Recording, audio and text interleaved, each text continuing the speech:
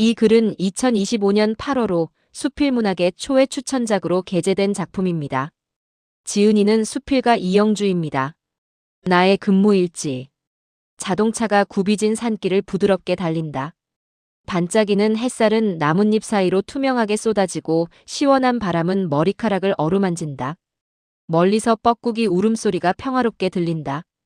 6월 초의 숲에서는 산들바람 속에 아찔한 향기까지 실려온다. 아까시꽃에 이어 피어나는 밤꽃의 향이다. 눈에 잘 띄지 않는 밤꽃은 향기로 자신의 존재를 알려준다. 내 기억 속의 이 기장님처럼. 이 기장님은 나와 함께 근무한 조종사다. 헬기로 산불을 진화하는 일을 하는 기관에 우리는 함께 근무했다. 군인 출신 조종사와 정비사 속에서 나는 서무팀장을 맡았다. 성격이 강한 남성들 사이에서 소심한 여성인 내가 잘 적응할 수 있을까 하는 걱정을 안고 전입하였다.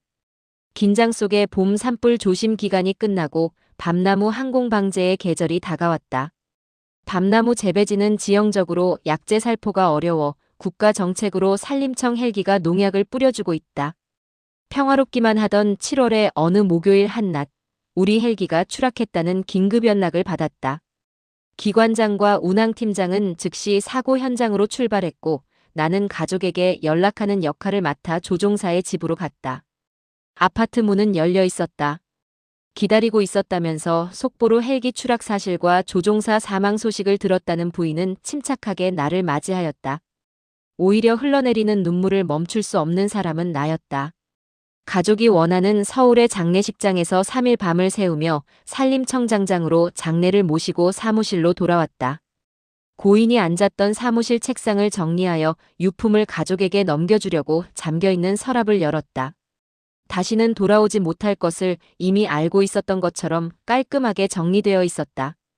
조종사는 비행을 나갈 때마다 주변을 정돈하고 나간다고 한다. 혹시 이번 임무에서 돌아올 수 없을지도 모른다는 생각을 할 정도로 위험한 일이라는 것을 알고 있기 때문이란다. 자동차는 주행 중 이상을 느끼면 곧바로 멈추면 되지만 헬기는 이상을 감지하는 순간 바로 추락이다. 낮은 고도에서 날고 머리 위에서 프로펠러가 돌기 때문에 비상탈출도 할 수 없기 때문이다. 사고 이후 나는 유족의 연금 신청 서류 작성을 도와주면서 위험직무 관련 순직 공무원의 보상에 관한 법률을 알게 되었고 바로 이번 사고가 위험직무 순직으로 승인받을 수 있겠다는 생각이 들었다.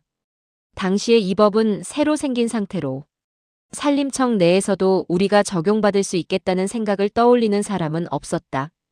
나는 산림 헬기를 조종하는 일이 국민의 생명과 재산을 지키기 위하여 수행하는 위험직무라고 판단하여 신청서를 작성하고 행정자치부에 제출했다.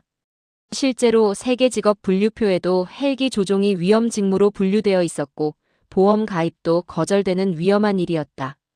그런데 위원회에 신청서를 제출하고 담당자에게 상황을 알아보니 헬기 조종이 그렇게 위험하냐는 식으로 생각하는 것 같았다. 담당자가 먼저 업무를 정확히 이해해야 위원들이 승인해 줄 것 아니냐고 유가족과 동료 조종사들을 생각해보라고 그를 설득했다. 산림 헬기는 단순히 날아만 가는 것도 아니고 저수지에서 진화용수를 담수하여 불타고 있는 산등성이의 난기류 위를 날아 정확하게 불머리에 물을 쏟아붓는 일을 한다. 강풍 속에서 산불을 진화하는 이 일이 고도의 위험 업무가 아니고 무엇이겠느냐고 끊임없이 메일을 적어보냈다. 게다가 추락한 헬기는 산불 진화보다 더 고난이도 비행이라는 밤나무 항공 방제를 하던 중 추락했는데 위원회에서는 직접 약재를 뿌리는 순간에 추락한 것이 아니고 약을 뿌린 후 현장을 이탈하는 과정에서 추락했으니 긴박하지 않았다는 논리를 제기하였다. 그렇다면 현재는 사고조사 중이니 일단 결정 보류하고 결과가 나오면 심의해 달라고 요청하였다. 이후에도 담당자의 안부를 물으며 유가족이 가장을 잃고 어떻게 지내는지, 아들이 서울대 수시 1차에 붙었다는 등 소통의 끈을 놓지 않고 매달렸다. 위원들이 이해가 안 되는 부분이 있으면 소명할 기회를 달라고 해서 보충하며 사고조사 결과 발표 이후에도 심의를 진행하였다.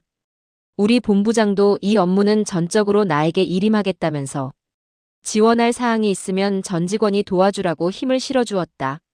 당구를 처음 배우는 사람은 자다가도 네모난 천정이 당구대로 보이고 동그란 물체는 모두 당구공으로 보인다던데 나는 모든 것이 위험직무 순직 승인 관련 사항으로 보였다. 한 번은 KBS 기자를 우연히 만나 명함을 받았다. 사고의 내용과 승인의 타당성을 적어 메일로 보내고 전화를 걸었다. 언론에서 관심을 보인다면 힘이 될 것 같아서였다. 당시 공영방송 기자의 관심은 분명히 효과가 있을 거라고 믿었다. 그때 나는 누구를 만나도 모든 관심을 이 업무와 연결시키고 있었다. 심의가 계속되는 동안 인근 기관의 헬기가 또 추락해서 3명이 사망했는데 그 유족도 위험직무 순직 승인 신청서를 제출했지만 기각되고 말았다. 그러나 우리 사고는 2년 후 최종적으로 위험직무 순직으로 승인을 받을 수 있었다. 우리가 임무를 하다가 사고를 만나더라도 서무팀장 같은 담당자만 있다면 마음이 놓이겠어요. 조종사들은 2년간 노력한 나에게 공을 돌리며 조종사 일동 명의의 감사장을 주었다. 이후 2011년 오대산에서의 추락사고와 2013년 이맛댐 사고도 이번 심의 결과가 선례가 되어 위험직무 순직 승인을 받을 수 있었다. 근무하는 동안 이런 아픈 사건을 겪은 나는 죽음에 대하여 생각하며 삶을 대하는 습관을 갖게 되었다. 순간마다 진심과 정성을 다하여 세심하고 배려 깊은 업무 처리로 남성 중심 조직의 막연한 두려움을 안고 전입하던 날의 불안을 이겨냈다. 이로써 특수부대 같은 이 조직의 완벽한 일원이 되었으며 승진하여 다시 이 기관의 기관장으로 정년을 맞이하였다. 탁 트인 산정상에 차를 세웠다. 내가 달려온 길을 되돌아본다. 멀리 동쪽 바다에서부터 시작된 야트막한 산자락이 점점 높아지며 너울너울 여기까지 나를 따라와 있었다. 어디선가 날아온 흰나비 한 마리가 와이퍼에 앉아 나와 함께 바다를 바라본다. 바람결에 밤꽃 향기가 코끝을 스친다. 밤나무 항공방제 출동하던 이 기장님의 얼굴이 다시금 떠올랐다. 보고 싶은 마음에 가슴이 아릿하다. 이 글은 2006년 사고 후속 조치 담당자로서의 기록입니다.